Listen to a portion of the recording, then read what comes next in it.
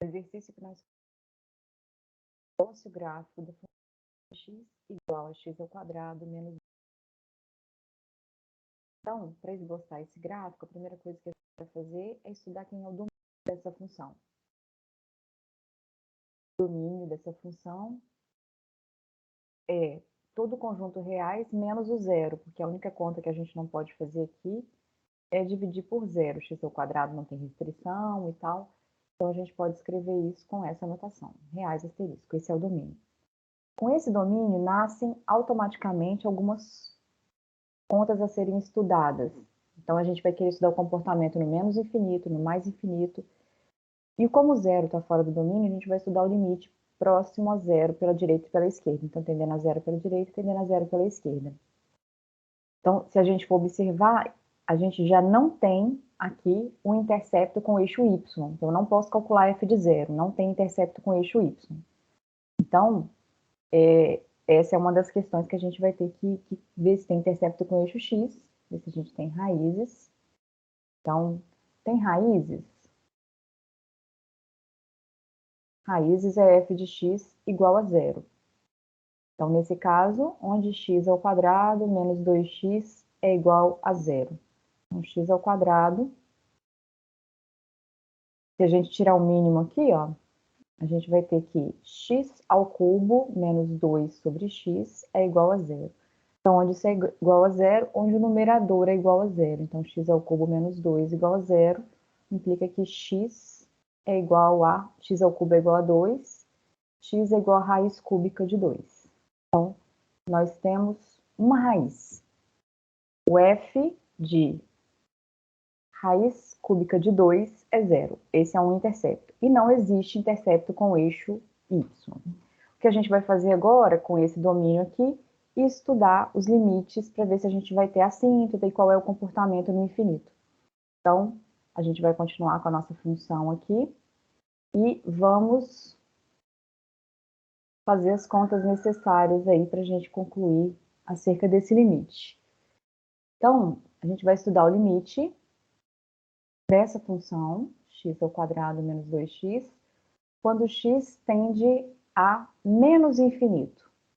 Quando tende a menos infinito ao quadrado fica positivo. E 2 sobre um número que tende a infinito vai tender a zero. Então, vai ficar infinito menos zero. Então, isso é infinito. E é positivo por causa do quadrado.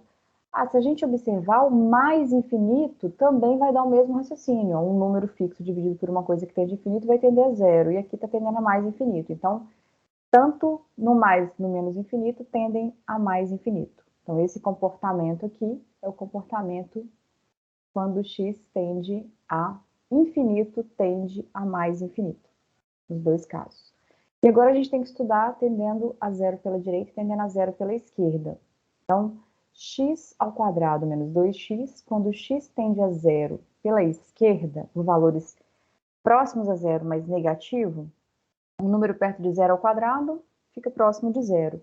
E agora aqui, ó, a gente está com um número que é perto de zero no denominador. Então, isso aqui está tendendo a infinito. Agora, qual o sinal disso? Número sobre uma coisa que tende a zero tende a infinito.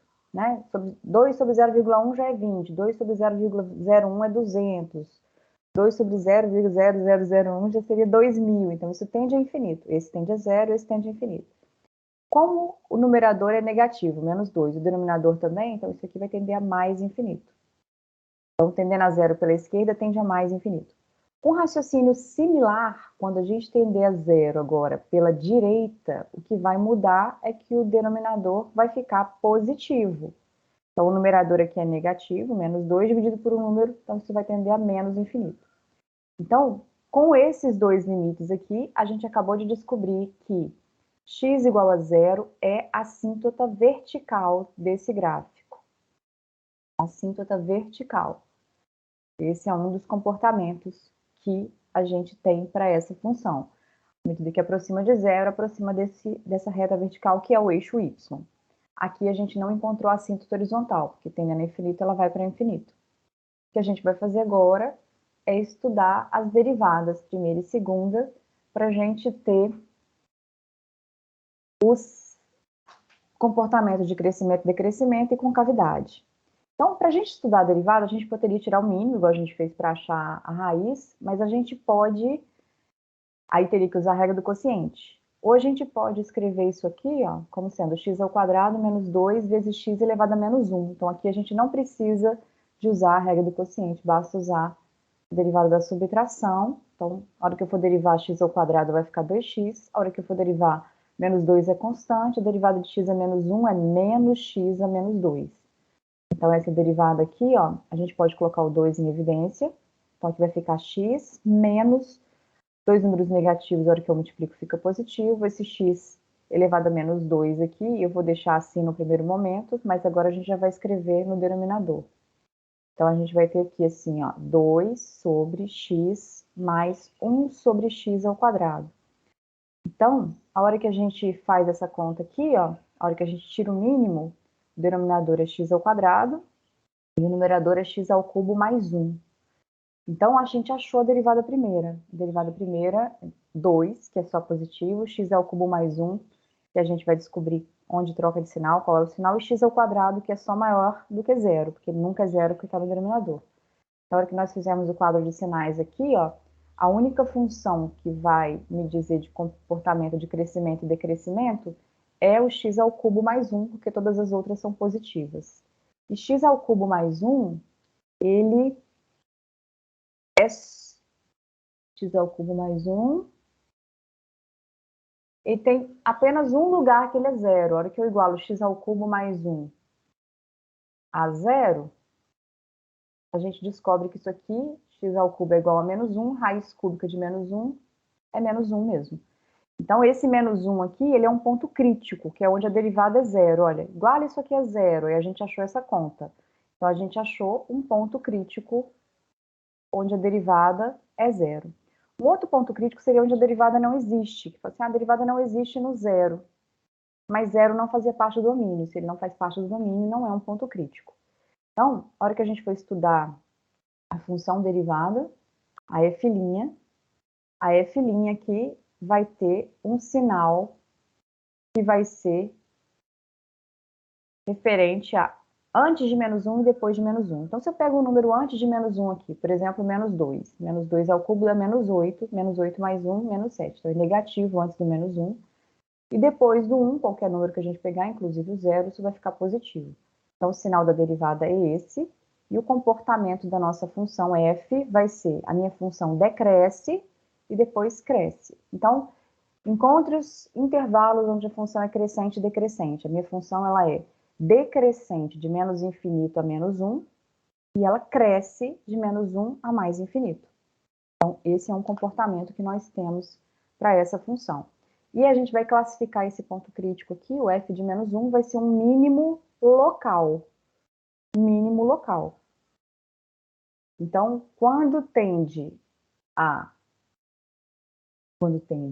Quando tendia a zero, ela ia para menos infinito. A gente vai ver então que esse mínimo é só local, não é absoluto, porque a nossa função foi para menos infinito. Então ela não tem nem máximo absoluto, nem mínimo absoluto, porque ela tende a menos infinito e a mais infinito aqui. Mas esse mínimo aqui, o f de menos 1, é um mínimo local. A gente, na hora de fazer o esboço, isso vai aparecer também. Então, o que a gente vai precisar agora, para calcular a derivada segunda e estudar a concavidade, vai ser pegar a derivada primeira, a gente pode pegar quaisquer dos formatos aqui, todas essas são as derivadas, né, dessa função. Então, eu vou pegar esse formato aqui, ó, que aqui a gente precisa usar só uma constante. Então, opa, na hora que a gente fizer isso aqui numa nova página, tá difícil.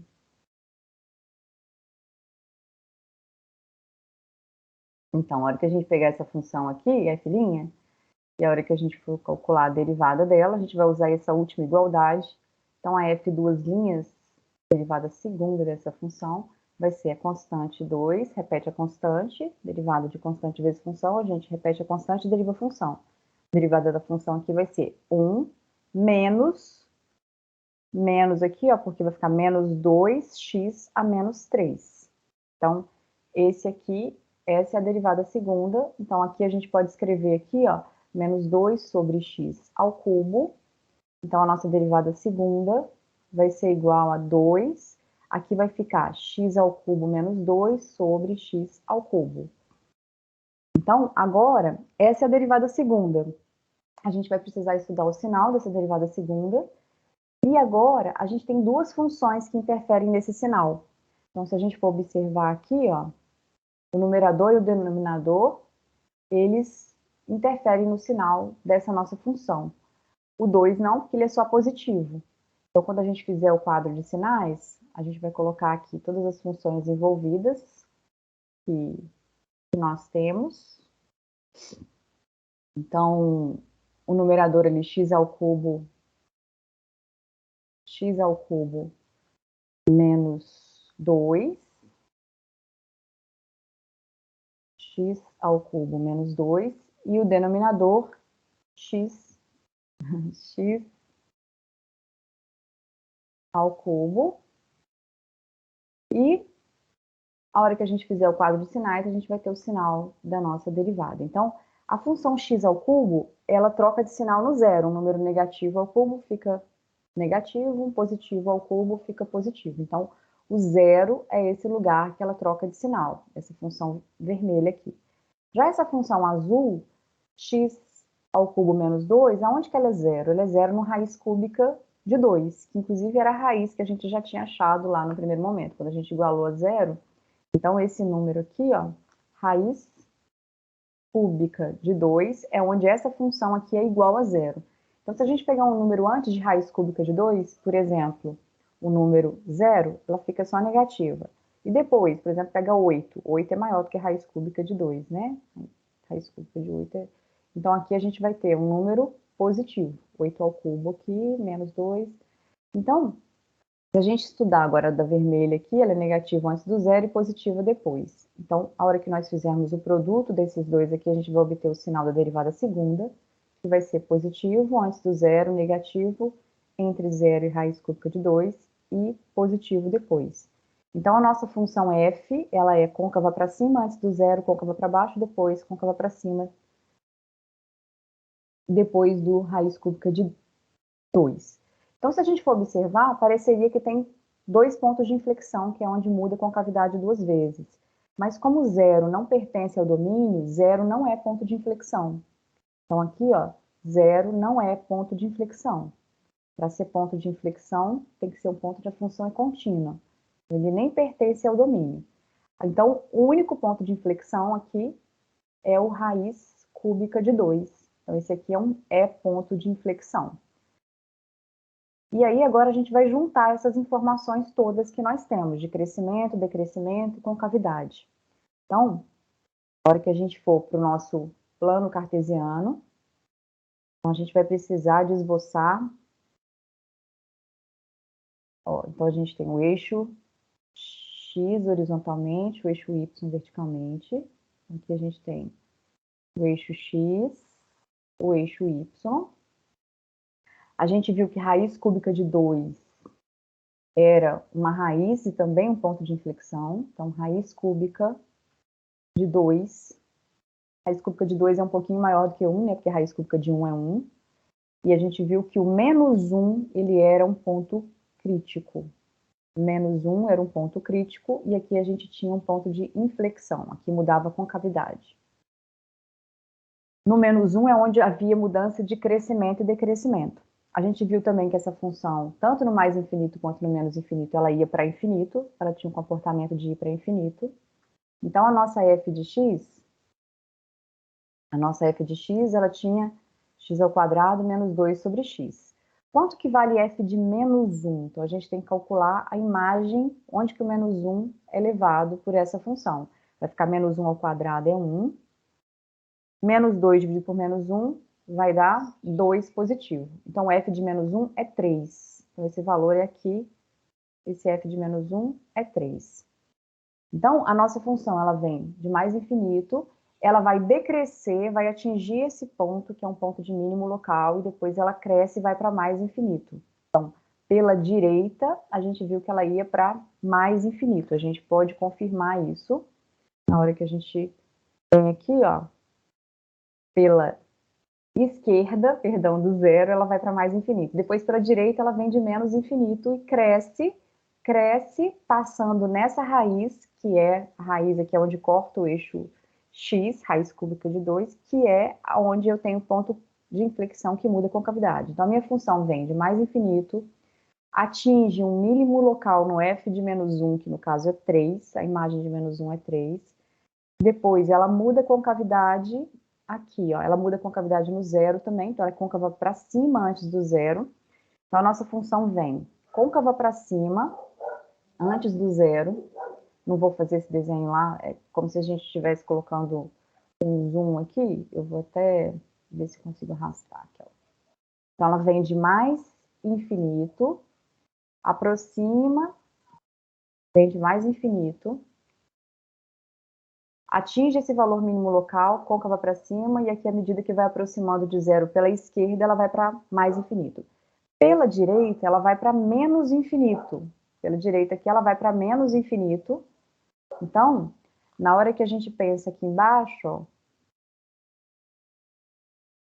quando vai pela direita aqui, está vindo de menos infinito, côncava para cima aqui, a gente viu que o zero seria um ponto de inflexão, só não é porque não está no domínio. O zero não faz parte do domínio. Então, ela vem próximo de zero, crescente e côncava para baixo. Aí, nesse ponto aqui, há a mudança de concavidade, nessa raiz. Aqui a derivada não é zero, a derivada era zero só lá no menos 1, que é um ponto crítico. E aí, depois ela cresce e vai para mais infinito, côncava para cima.